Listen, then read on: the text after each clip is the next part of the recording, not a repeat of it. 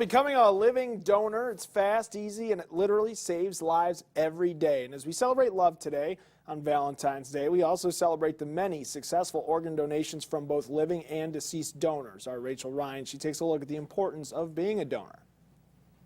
Maddie Hurley is your typical teenage girl who loves listening to Adele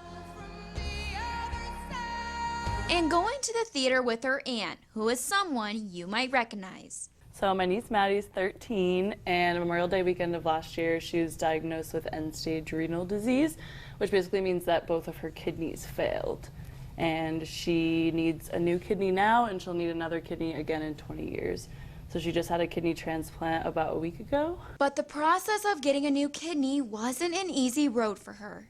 There's a lot of steps that the donor has to go through. There's a lot of evaluations they have to meet with all kinds of different doctors, kidney doctors, heart doctors, psychologists, that's a big one. And they have to get briefed on the surgery, and it's a really big surgery and a really big impact on your life because you're gonna miss a month or two of work. And I mean, it's a major surgery. You're taking an entire organ out. And there's also some lifestyle changes that have to happen after the surgery just because you have one less kidney. Colleen wasn't a match for her niece because of her blood type, but thanks to the internet and multiple phone calls, Maddie finally found her match several months later. Turned out that one of our really close family friends, Nicole, who's basically like an aunt to her as well, has been in her life her whole life, was a match and donated to her. Not all organ donors are living donors, but the need and life-saving abilities remain the same. The opportunity to save someone's life is so huge, and I also know as a parent that that's the thing that has helped us move forward.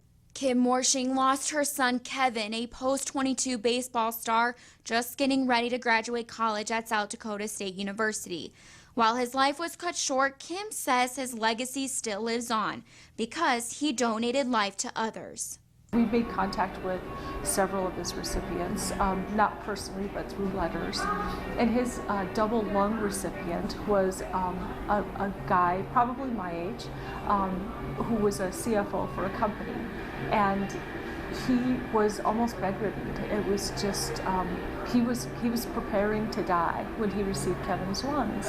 And receiving Kevin's lungs allowed him to have a great life, but mostly it allowed him to walk his daughter down the aisle when she married her fiance Kevin. So